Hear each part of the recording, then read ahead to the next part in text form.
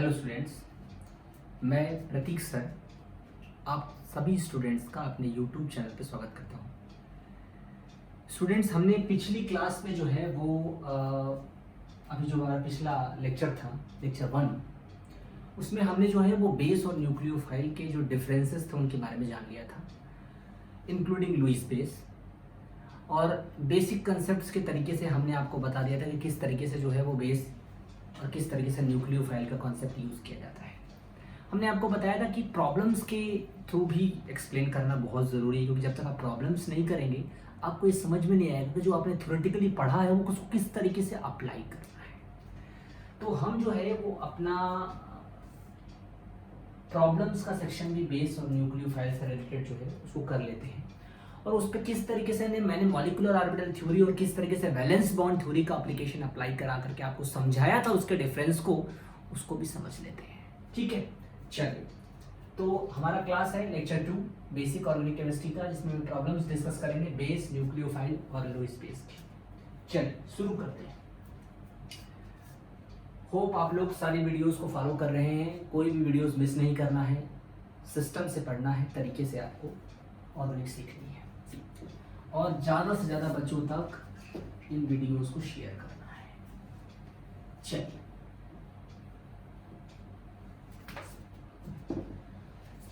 हम base, nucleophile और Lewis base के कॉन्सेप्ट को सीख चुके हैं।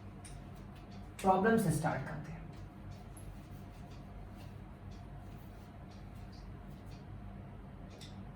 पहली प्रॉब्लम लेते हैं।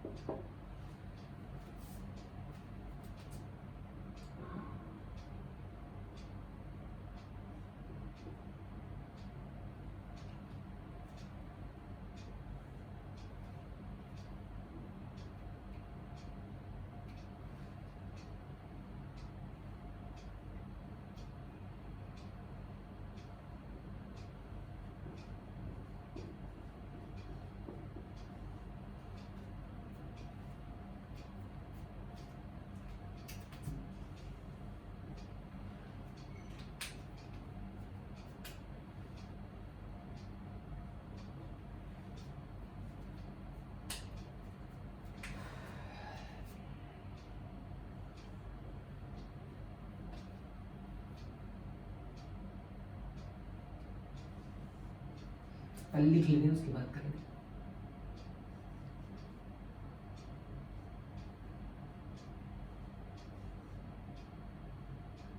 जी, हमने बेसिकली इन 4 रिएक्शंस को ले लिया एक सबस्ट्रेट पे। पहले रिएक्शन पे हमने जो है वो सोडियम एथॉक्साइड और इथेनॉल का इस्तेमाल किया। इसको स्कीम 1 ले लेते हैं, यानी रिएक्शन 1। दूसरे रिएक्शन में हमने टर्सरी बुटाक्साइड ले लिया, पोटेशियम टर्सरी बुटाक्साइड ले लिया, स्कीम 2। तीसरी रिएक्शन में मैंने पोटेशियम हाइड्राइड ले लिया, स्कीम 3। और चौथे रिएक्शन में मैंने बोरान ट्राइफ्लोराइड यानी BF3 ले लिया, स्कीम 4।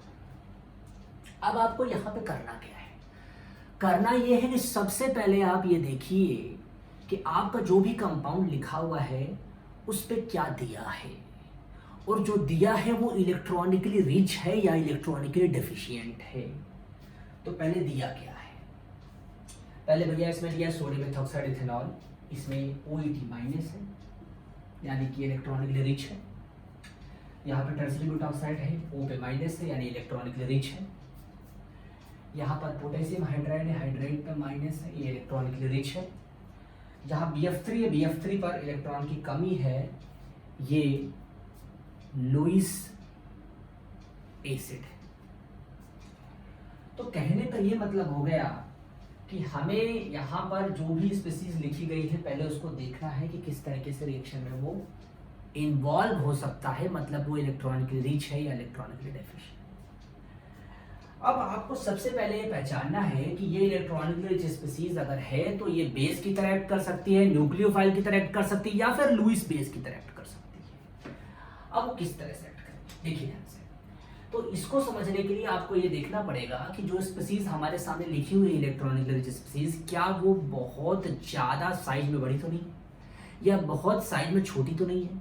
अगर वो इलेक्ट्रॉनिकली रिच स्पीसीज है और साइज में बहुत बड़ी है या साइज में बहुत छोटी है या पीके वैल्यू उसका बहुत ज़्यादा है, तो वो फिर बेस की तरह बिहेव करेगी। जैसे देखिए हमें पता है कि पोटेशियम हाइड्राइड है भाई, तो ये साइज में बहुत छोटा है और मॉलिक्यूलर ऑर्बिटल थ्योरी के हिसाब से मैंने आपको बताया कि अगर कोई भी एनायन या इलेक्ट्रॉनिक रिच स्पीसीज साइड में बहुत छोटी होगी तो मॉलिक्यूलर ऑर्बिटल थ्योरी लगाइए चाहे वैलेंस बॉन्ड थ्योरी लगाइए, वो प्रोटॉन पे अटैक करना चाहेगी, प्रोटॉन को छोड़ करके किसी दूसरे इलेक्ट्रोफिलिक सेंटर पर अटैक नहीं करना चाहेगी, क्योंकि वहां पर होमोलुमो गैप ज़्यादा होगा या साइज जो ऑर्बिटल का डिफरेंस है वो बहुत ज़्यादा होगा, तो फिर वो बेस की तरह बिहेव करेगी। तो यहाँ पोटेशियम हाइड्राइड बेस है। टर्सरी बुटाक्साइड देखिए ये भी साइज में बहुत बड़ा है क्योंकि O- पर एक बड़ा साइज का ग्रुप जुड़ा हुआ है टर्सरी ब्यूटाइल। तो यानी कहने का मतलब है कि पोटेशियम हाइड्राइड की बात की जाए या सोडियम पोटेशियम टर्सरी बुटाक्साइड की, ये बेस है। ये भी क्या है? बेस है। बेस है, कहिए कि नॉन न्यूक्लियोफिलिक बेस है, यानी कहिए कि ये बेस की तरह ही बिहेव करेगा, न्यूक्लियोफिल की तरह बिहेव नहीं करेगा। अब अगर बेस है तो ये फिर प्रोटॉन पर अटैक करेगा, इलेक्ट्रॉनिकली डेफिशिएंट एसिडिक प्रोटॉन पर अटैक करेगा। एसिडिक प्रोटॉन उसे कहते हैं जो प्रोटॉन निकलने के बाद बनने वाला एनायन या जनरेट होने वाली स्पीसीज स्टेबलाइज हो, तो इसका रिएक्शन बेस की तरह हो। अभी कैसे होगा मैं आपको बताता हूं। सोडियम इथॉक्साइड की बात करते हैं। सोडियम इथॉक्साइड में O पर माइनस चार्ज है जो इलेक्ट्रॉनिकली रिच है, साइज में इतना बड़ा भी नहीं है, ET ग्रुप जुड़ा हुआ है और साथ ही साथ इसका पीके वैल्यू भी बहुत ज़्यादा नहीं है। तो कहने का मतलब ये हुआ कि ये डिपेंड करता है कि इसके साथ रिएक्शन में क्या इस्तेमाल किया गया है, सबस्ट्रेट में क्या इस्तेमाल किया गया है, उसी पर डिपेंड करता है कि ये बेस की तरह बिहेव करेगा या न्यूक्लियोफाइल की तरह। तो भैया मैंने आपको पिछली क्लास में बताया था कि अगर सोडियम एथॉक्साइड बेस लोगे तो ये बेस की तरह तभी बिहेव करेगा जब आपके कंपाउंड में या आपके सबस्ट्रेट में कोई भी ऐसा फंक्शनल ग्रुप हो जो एसिडिक हाइड्रोजन के साथ हो। देखिए यहाँ पर ये O पर हाइड्रोजन है जो निकलने के बाद ऑक्सीजन की इलेक्ट्रोनेगेटिविटी के थ्रू स्टेबलाइज होगा, और अगर ये ऑक्सीजन की इलेक्ट्रोनेगेटिविटी के थ्रू स्टेबलाइज हो रहा है इसका मतलब ये एसिडिक हाइड्रोजन है। और कहीं एसिडिक हाइड्रोजन देखें इस रिंग पर तो कहीं नहीं है, कीटोन एक इलेक्ट्रॉन विड्रॉइंग ग्रुप है, इसके बगल में हो सकता था एसिडिक हाइड्रोजन, लेकिन ना तो यहाँ पर एसिडिक हाइड्रोजन है ना तो यहाँ पर है। इसका मतलब ये हुआ कि अगर मैं सोडियम इथॉक्साइड और इथेनॉल को इस कंपाउंड के साथ ट्रीट करूं तो उसे बेस की तरह बिहेव करना पड़ेगा। क्यों बेस की तरह बिहेव करना पड़ेगा? क्योंकि वहां पर एसिडिक हाइड्रोजन है। ठीक, और आप सभी लोगों को पता है कि अगर एसिडिक हाइड्रोजन होता है और कोई बेस हो तो एसिड बेस रिएक्शन होता है वहां पर, और एसिड बेस रिएक्शन एक आयनिक रिएक्शन होता है और आयनिक रिएक्शन की स्पीड और आयनिक रिएक्शन का रेट बहुत ज्यादा होता है। चलिए, यानी हमने सबस्ट्रेट के थ्रू डिसाइड किया कि सोडियम इथॉक्साइड जो है वो बेस की तरह बिहेव करेगा। अब आते हैं BF3 पे। BF3 तो भैया इलेक्ट्रॉन दे नहीं सकता, वो तो लेगा ही, और लेगा उसी से जिसके पास होगा, और है किसके पास? ऑक्सीजन का लोन पेयर है और इस ऑक्सीजन का लोन पेयर है। यानी BF3 का अटैक या BF3 का जो एडिशन है वो इस OH पे हो सकता है और इस ऑक्सीजन पे हो सकता है, और जब वो जुड़ेगा तो ऑक्सीजन पे वो पॉजिटिव चार्ज जनरेट करेगा, और पॉजिटिव चार्ज जनरेट करेगा तो जो भी स्पीसीज पे पॉजिटिव चार्ज आएगा, अगर वो इलेक्ट्रोनेगेटिव स्पीसीज है तो उसकी स्टेबिलिटी कम होगी। तो इसका क्या काम होगा और कैसे होगा वो मैं आपको बताता हूँ। तो पहले इसको मैं रिएक्शन के फॉर्म में जितना मैंने आपको बताया मैं लिख लेता हूँ। तो मैंने कहा कि जब मैंने इस पे स्कीम 1 के थ्रू सोडियम इथॉक्साइड लिया तो इसे यहाँ पर बेस की तरह बिहेव करना होगा, क्योंकि यहाँ पर एसिडिक हाइड्रोजन है। तो ये जब बेस की तरह बिहेव करेगा तो क्या बनेगा भाई? CO Ci3 प्रोटॉन निकल जाएगा तो O माइनस हो जाएगा और यहाँ पर Na प्लस लग जाएगा। अगर मैं स्कीम 2 की बात करूं तो यहाँ पर भी बेस की तरह बिहेव करेगा। यहाँ तो ये बड़े साइज का इलेक्ट्रॉनिक रिच स्पीसीज है तो ये तो बेस की तरह ही बिहेव करेगा। तो यहाँ क्या बनेगा,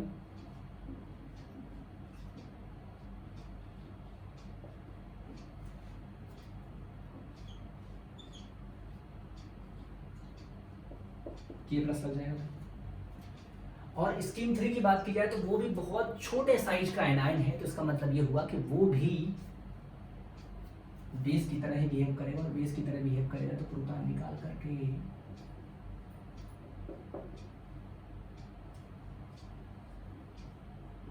O माइनस जनरेट करेगा। और अगर मैं चौथे वाले की बात करूं तो जो ये चौथा वाला है इसमें इस O पर BF3 जुड़ेगा तो ये लुईस बेस हो जाएगा, BF3 लुईस एसिड हो जाएगा, यानी लुईस एसिड बेस एडक्ट होगा।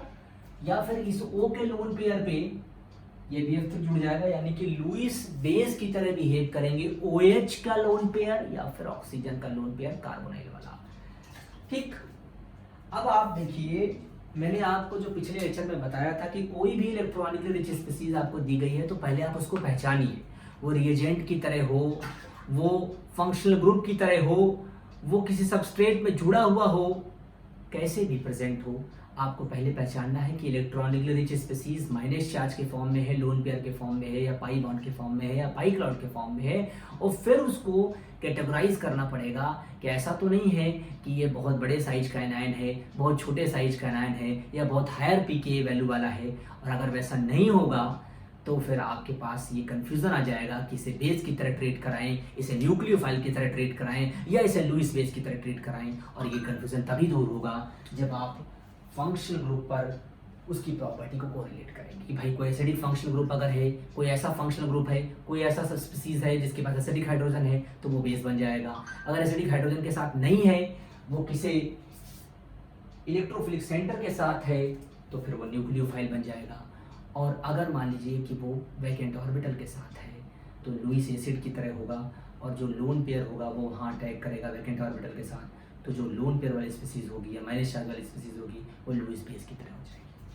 अब एक बड़ी छोटी सी बात है बेटा यहाँ पर कि अगर कोई बेस किसी एसिडिक हाइड्रोजन को निकाल करके एनायन जनरेट करता है या माइनस चार्ज की स्पीसीज जनरेट करता है, तो जो स्पीसीज वो जनरेट कर रहा होता है वो होती है एक इलेक्ट्रॉनिकली रिच स्पीसीज। जैसे अभी आपसे कोई पूछे कि सर यहाँ पर आपने प्रोटॉन क्यों निकाला, तो मैं आपको आंसर दूंगा कि ये प्रोटॉन एसिडिक है। फिर आप पूछोगे सर प्रोटॉन क्यों एसिडिक है, तो मैं बोलूंगा प्रोटॉन इसलिए एसिडिक है क्योंकि हाइड्रोजन जो है वो मोर इलेक्ट्रोनेगेटिव एटम में जुड़ा हुआ है, और मोर इलेक्ट्रोनेगेटिव एटम जो है वो माइनस चार्ज को अपनी इलेक्ट्रोनेगेटिविटी से स्टेबलाइज करेगा। इसका मतलब हाइड्रोजन एसिडिक है। आप कहोगे सर ये बेस क्यों है, तो ये बेस इसीलिए है क्योंकि वो उसके साथ एसिड बेस रिएक्शन दे करके प्रोटॉन को निकाल के माइनस चार्ज जनरेट कर सकता है। तो ये प्रोटॉन इसलिए निकाल रहा है बेटा क्योंकि प्रोटॉन एसिडिक है, और प्रोटॉन निकालने के बाद जो स्पीसीज बन रही है वो O माइनस है।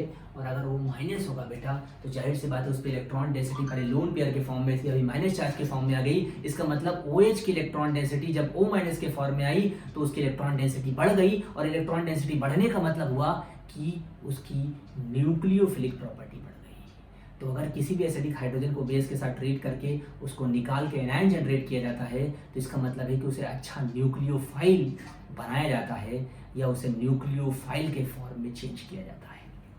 तो ये O माइनस हो चाहे ये O माइनस हो चाहे ये O माइनस हो, ये सबके सब क्या है बेटा, न्यूक्लियोफाइल। लेकिन अगर मैं देखूँ इस BF3 को और इस O पर जोड़ूं तो ये BF3 जुड़ने के बाद ऑक्सीजन में पॉजिटिव चार्ज आएगा, और आपको अच्छी तरह से पता है कि ये कार्बोनाइल कार्बन इलेक्ट्रोफिलिक है। क्यों इलेक्ट्रोफिलिक है, क्योंकि कार्बोनाइल कार्बन पर इलेक्ट्रॉन की कमी हो रही है ऑक्सीजन की इलेक्ट्रोनेगेटिविटी की वजह से, और जब BF3 जुड़ जाएगा तो ऑक्सीजन पे प्लस आ जाएगा और उसकी इलेक्ट्रोफिलिसिटी और बढ़ जाएगी, यानी इलेक्ट्रोफिलिक कैरेक्टर बढ़ाने का काम कर रहा है BF3। ठीक, तो होप आपको एग्जांपल समझ में आ गया होगा। आपको छोटा सा एग्जांपल दिया है मैंने, उसके थ्रू मैंने एक्सप्लेन किया इस बात को। ठीक, कोई डाउट आपको नहीं हुआ होगा, डेफिनेटली नहीं होगा क्योंकि मैं बहुत सिंपल तरीके से एक्सप्लेन कर रहा हूँ। अगर फिर भी प्रॉब्लम होती है आपको इन सवालों में या बेस और न्यूक्लियोफाइल को समझने में तो बताइएगा। चलिए दूसरा एग्जांपल लेते हैं।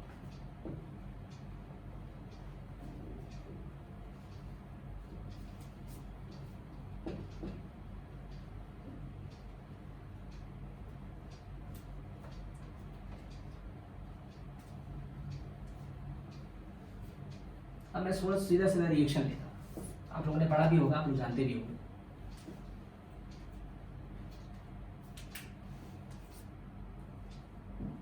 देखिए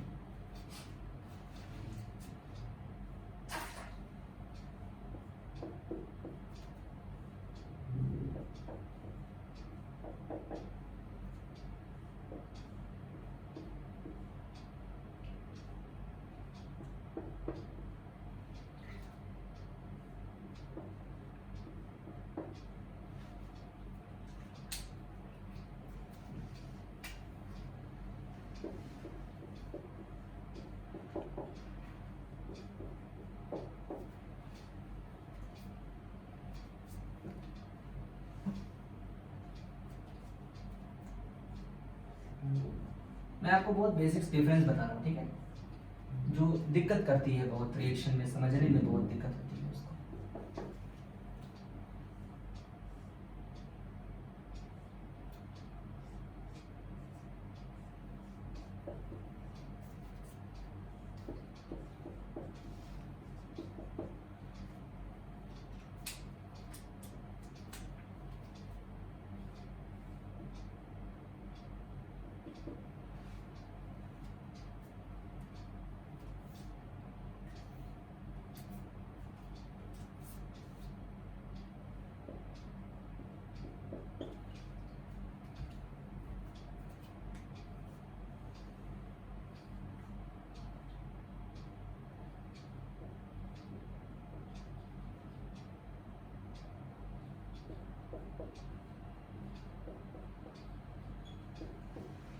चलिए देखिए,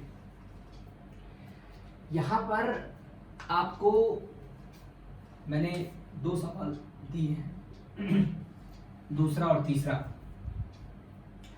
जो दूसरा वाला सवाल है आपके लिए, इसमें आपके पास पोटेशियम हाइड्राइड है एक स्कीम में, और एक स्कीम में आपके पास सोडियम हाइड्रोक्साइड है कंसंट्रेटेड।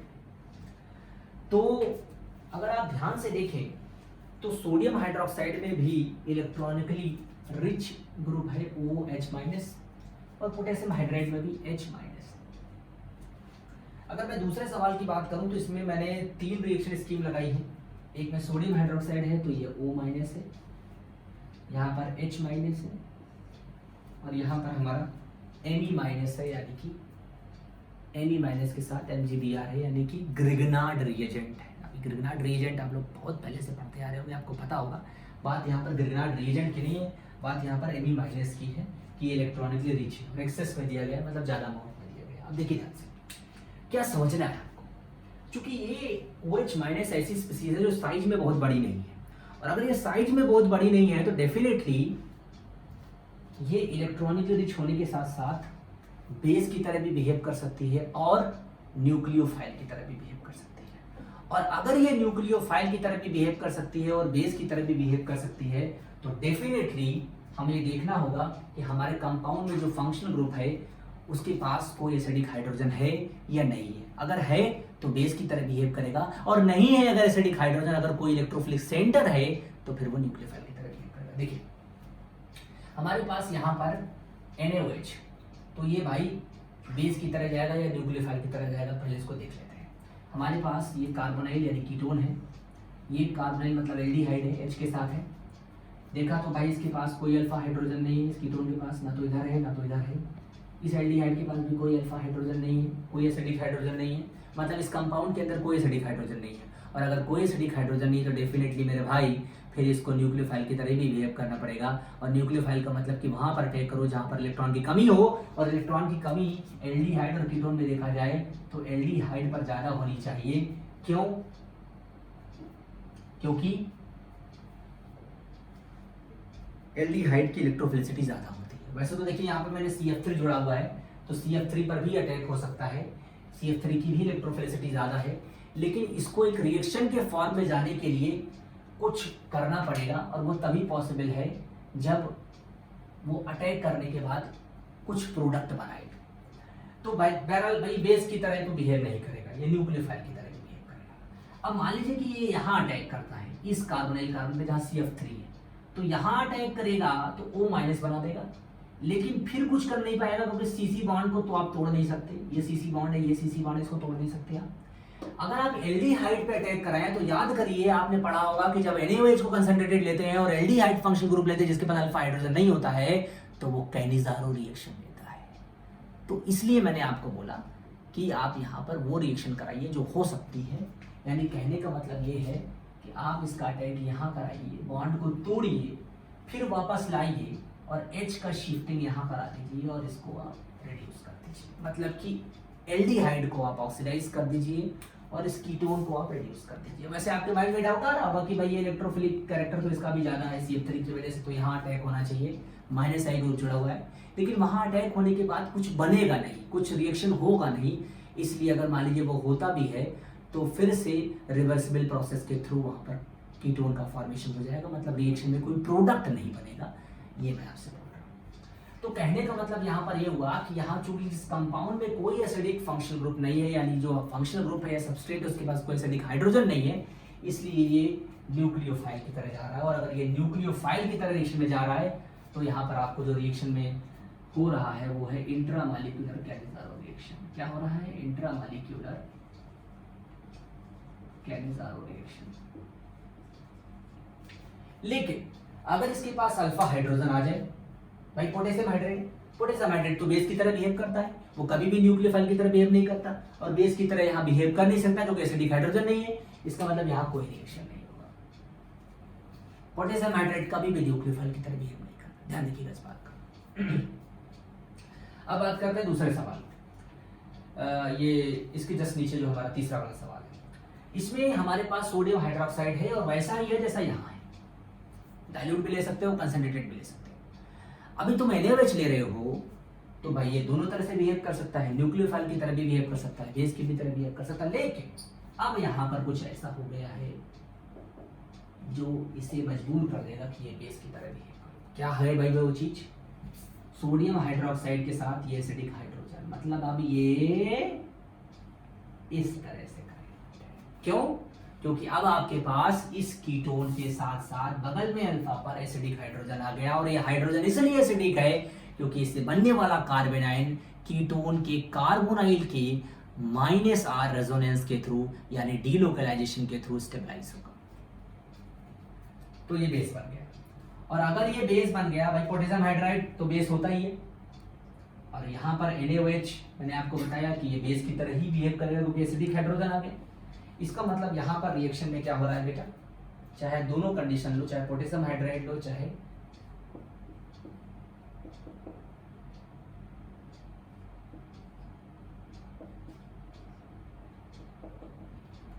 यहाँ पर हो रहा है बेस का रिएक्शन। और जैसा कि मैंने आपको बताया कि बेस प्रोटॉन निकालेगा तो यहाँ कार्बन आयन जनरेट करेगा, और ऐसा कार्बन आयन जो कीटोन का हो और दूसरे कार्बोनाइल पर अटैक कर, देखिए कार्बन आयन बना और ये कार्बन आयन न्यूक्लियोफाइल की तरह से एल्डिहाइड पर अटैक कर रहा है। तो 1 2 3 4 5 यानी इंट्रामॉलिक्यूलर न्यूक्लियोफिलिक एल्डिहाइड पे अटैक कर रहा है। इसका मतलब एडिशन ये दे रहा है। इसका मतलब ये एसिडिक हाइड्रोजन बता रहा है कि ये बेस की तरह बिहेव करेगा, और ये बेस की तरह बिहेव करेगा तो यहाँ कार्बन आयन बनाएगा, और ये कार्बन आयन बनाएगा तो वो न्यूक्लियोफाइल हो जाएगा, और वो न्यूक्लियोफाइल इस इलेक्ट्रोफिलिक सेंटर पे अंदर अटैक करेगा तो इंट्रामॉलिक्यूलर न्यूक्लियोफिलिक एडिशन हो जाएगा, जिसे हम बोलेंगे aldol condensation, intramolecular aldol condensation. तो यही कारण है कि जब आप NaOH लेते हो कैनिजारो में तो वो न्यूक्लियोफाइल होता है, और जब आप एल्डोल कंडेंसेशन में लेते हो तो वो बेस होता है। बाकी तो मैं आपको एग्जांपल दे रहा था, समझा रहा था। अब आ जाइए आप यहाँ थर्ड के साथ, ये MEMGBr। MEMGBr जो है बेटा वो है Me-, और Me- का मतलब कार्बन आयन। और अपने माइंड में बैठा लीजिए कि कोई भी कार्बन आयन होता है वो ज्यादातर मोस्ट ऑफ द केसेस में एक न्यूक्लियोफाइल की तरह ही बिहेव करता है, एक्सेप्ट जब तक कि कंपाउंड में एसिडिक हाइड्रोजन ना हो। मतलब ये कि ये न्यूक्लियोफाइल भी बन सकता है और बेस भी बन सकता है, जैसे NaOH था, क्योंकि ये भी साइज में बहुत बड़ा नहीं है। अब ये चूंकि यहाँ पर एक्सेस में लिया गया है और कार्बन आयन के फॉर्म में है, तो फिर ये अटैक करेगा उस फंक्शनल ग्रुप पे जिस पे इलेक्ट्रॉन की कमी होगी, जो इलेक्ट्रोफिलिक होगा, जिसका नेचर इलेक्ट्रोफिलिक होगा, मतलब कि ये न्यूक्लियोफाइल की तरह बिहेव करेगा। और न्यूक्लियोफाइल की तरह बिहेव करेगा बेटा तो यहाँ अटैक कर सकता है, क्योंकि एक्सेस में है तो यहाँ पर भी अटैक कर सकता है। तो अगर कोई भी इलेक्ट्रॉनिकली रिच स्पीसीज है, साइड में बहुत बड़ी है, ये साइड में बहुत छोटी है, तो हमेशा बेस। और अगर मान लीजिए कि वो सिंपल एनायन के फॉर्म में है और उसका पीके वैल्यू ज़्यादा नहीं है, तो वो न्यूक्लियोफाइल भी हो सकती है, वो बेस भी हो सकती है। और अगर सिंपल एनायन है, कार्बेनाइन है, या कोई सिंपल एनायनिक फॉर्म है, ठीक, तो वो न्यूक्लियोफाइल की तरह रिएक्ट करेगी अगर उस पर कोई इलेक्ट्रोफिलिक फंक्शनल ग्रुप दिया गया है। और अगर एसिडिक हाइड्रोजन के साथ दिया गया है तो फिर वो बेस की तरह बिहेव करेगी। समझ में आ गई मेरी बात आप लोगों को? एग्जाम्पल समझ में आ गया होगा। अब मैं आपको एक और एग्जाम्पल लेता हूँ, अलग अलग एग्जाम्पल्स के माध्यम से मैं आपको एक्सप्लेन कर रहा हूँ कि बेसिक में बेस को और न्यूक्लियोफाइल को किस तरह से रिएक्शन में डिफरेंशिएट किया जाता है। अब थोड़ा सा एक अच्छा सवाल लेते हैं।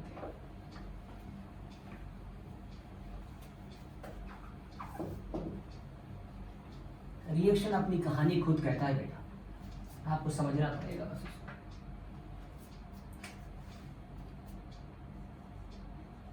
एक और सवाल लेते हैं, बढ़िया सवाल है।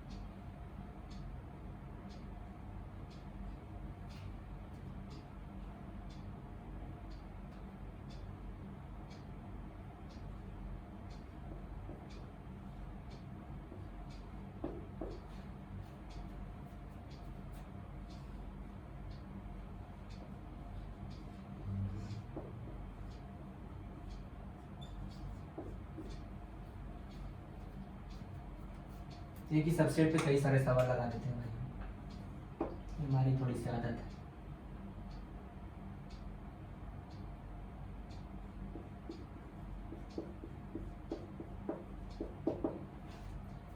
ठीक, देखिए अब इसमें सबसे पहले आप ये देखिए कि जो आपके पास कंपाउंड लिखा हुआ है, सबस्ट्रेट लिखा हुआ है, उसमें क्या दिया गया है।